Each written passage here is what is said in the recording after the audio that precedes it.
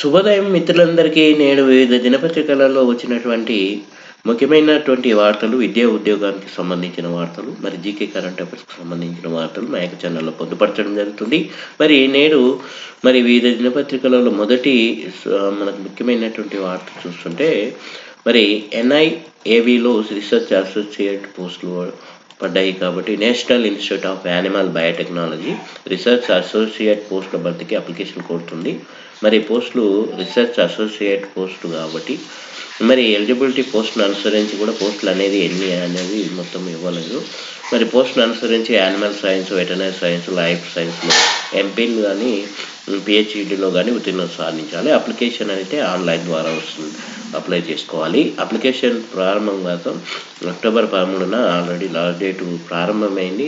October 13న ఇప్పుడు last date ఈ నెల 27 తారీఖు వరకు చివరి తేదీ. మరి సెలక్షన్ ప్రాసెస్ పర్సనల్ ఇంటర్వ్యూ ఆధారంగా మరి ఆసక్తి గల అభ్యర్థులు మరి అర్హత గల వాళ్ళు దానికి మరి అప్లై చేసుకోవచ్చు. పూర్తి వివరాలు పర్సనల్ ఇంటర్వ్యూ ఆధారంగా అభ్యర్థులు ఎంపుకుంటుంది. కాబట్టి ఇక్కడ ఈ యొక్క పూర్తిగా వెబ్సైట్ యొక్క లింకు ఇక్కడ ఇవ్వడం జరిగింది. మా యొక్క ఛానల్లో డిస్క్రిప్షన్లో ఇస్తాము, అక్కడ చూసుకోగలరు. అదేవిధంగా ముఖ్యంగా NABCONSలో మళ్ళీ కమ్యూనికేషన్ పోస్టులని ప్రధానంగా ఇంకో వార్త రావడం జరిగింది. NABARD consultancy services communication and insurance specialist పోస్టులో కూడా అప్లికేషన్ కోరుతుంది. మరి పోస్టులు మాత్రం కమ్యూనికేషన్ స్పెషలిస్ట్ ఒకటి, ఇన్సూరెన్స్ స్పెషలిస్ట్ ఒకటి, 2 పోస్టులు ఉన్నాయి. కాబట్టి కమ్యూనికేషన్ స్పెషలిస్ట్ జర్నలిజంలో మాస్టర్ డిగ్రీ పూర్తి చేసి ఉండాలి. ఇన్సూరెన్స్ స్పెషలిస్ట్ MBA, మరి MBAతో పాటు 5 ఏళ్ల పని అనుభవం. మరి లాస్ట్ డేట్ మాత్రము అక్టోబర్ 26 తారీఖు వరకు. Selection process short list interview ద్వారా అభ్యర్థులను ఎంపిక చేశారు. పూర్తి వివరాలు ఇక్కడ ఈ ఛానల్ వెబ్సైట్లో పూర్తి వివరాలు చూసుకోగలరు. అదేవిధంగా మనకు ఇంకో ప్రధాన వార్త కనిపిస్తుంది.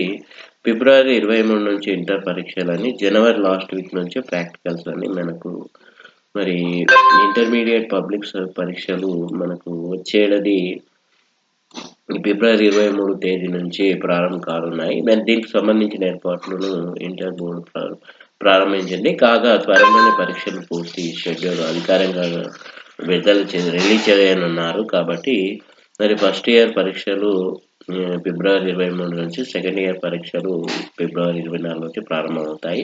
మార్చి 12లోగా ఈ పరీక్షలు పూర్తయ్యేలా షెడ్యూల్ ఉంటుందని అధికారులు తెలియజేశారు. పూర్తిగా ఈ షెడ్యూల్ మాత్రము త్వరలోనే అధికారికంగా రిలీజ్ చేయనున్నారు. అదేవిధంగా మనకు ఉస్మానియాలో ఇంకో ప్రధానమైన వార్త. ఉస్మానియా ఇన్స్టాంట్ ఫలితాలు విడుదలని.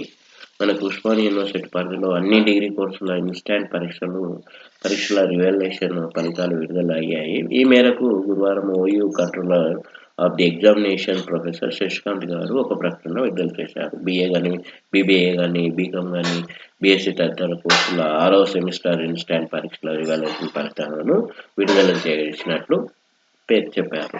మరి అదేవిధంగా ఫలితాలను OU వెబ్సైట్లో కూడా ఉంచినట్లు పేర్కొన్నారు. అదేవిధంగా ఇక్కడ వెళ్ళి చూసుకోండి.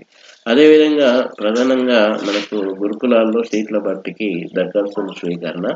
ఇది మంచిర్యాల జిల్లాలోని నస్పూర్కు సంబంధించింది. అన్ని సాంఘిక సంక్షేమ గురుకులాల్లో 2025-26 విద్యా సంవత్సరానికి సంబంధించి మరి 5వ తరగతి నుంచి 9వ తరగతి వరకు ఖాళీ ఉన్న సీట్లను భర్తీ చేసేందుకు మరి చేస్తున్నామని కలెక్టర్ కుమార్ దీపక్ గారు ప్రకటనలో మనకు తెలిపారు. మరి అక్కడ విద్యార్థులకు సువర్ణ అవకాశం.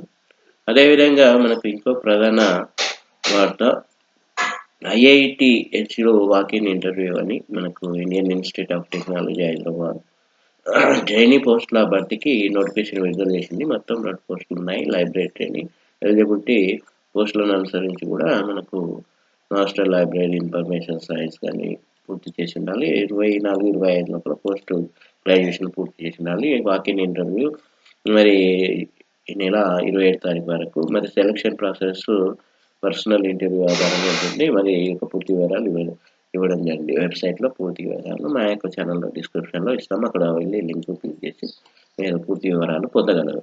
మరి ఎస్ఐబిలో జూనియర్ ఆఫీసర్ పోస్టులు, మరి south Indian bank junior officer మరి పోస్టుల బట్టి నోటిఫికేషన్ విడుదల చేసింది. ఆసక్తి అర్హత గల అభ్యర్థులు ఆన్లైన్ ద్వారా అప్లై చేసుకోవచ్చు. అప్లికేషన్ సమర్పించడానికి చివరి తేదీ అక్టోబర్ 22 తారీఖు. పోస్టులు జూనియర్ ఆఫీసర్ పోస్టులు ఉన్నాయి. ఎలిజిబుల్ టు గుర్తింపు పొందిన బోర్డు సంస్థ మరి 50% మార్కులతో ఏదైనా డిగ్రీలో ఉత్తీర్ణత సాధించి ఉండాలి. బ్యాంకు కానీ ఎన్బిఎఫ్సి కానీ ఫైనాన్షియల్ సంస్థలో కనీసము ఏడాది పాటు పనిచేసిన అనుభవం ఉండాలి. వయ పరిమితి మాత్రం గరిష్ట వయపరిమితి 28 ఏళ్ళు. నిబంధనలు అనుసరించి ఆయా వర్గాలకు కూడా వయ పరిమితిలో కూడా సడలింపు. అప్లికేషన్ ప్రారంభం మాత్రం అక్టోబర్ 15 నుంచి స్టార్ట్ అయ్యాయి. ఆల్రెడీ అక్టోబర్ 22 వరకు చివరి తేదీ. అప్లికేషన్ ఫీజు ఎస్సీ/ఎస్టీలకు ఫీజు 200, మరి ఇతరులకు మాత్రం 500. సెలక్షన్ ప్రాసెస్ ఆన్లైన్ టెస్ట్ ఉంటుంది. గ్రూపు డిస్కషన్, పర్సనల్ ఇంటర్వ్యూ, అదేవిధంగా పర్సనల్ ఇంటర్వ్యూ ఆధారంగా అభ్యర్థులను ఎంపిక చేస్తారు. పూర్తి వివరాలు సౌత్ ఇండియన్ బ్యాంక్.in వెబ్సైట్లో చూసుకోవాలి. ఇది ప్రధానంగా వార్తలు. ఇంకో ముఖ్యమైనటువంటి వార్తలు చూస్తుంటే ప్రధానంగా సర్కారు బడిలో ఎఫ్ఆర్ఎస్ సక్సెస్ అని ప్రధానంగా వార్త రావడం జరిగింది. మరి మొదలైన 2.5 నెలల్లోనే గాడిలోకి అని 99.75% మంది టీచర్లకు రిజిస్ట్రేషన్ పూర్తి. బడుల్లో పెరిగిన టీచర్ల అటెండెన్స్ అని ప్రధానంగా వార్త రావడం జరిగింది.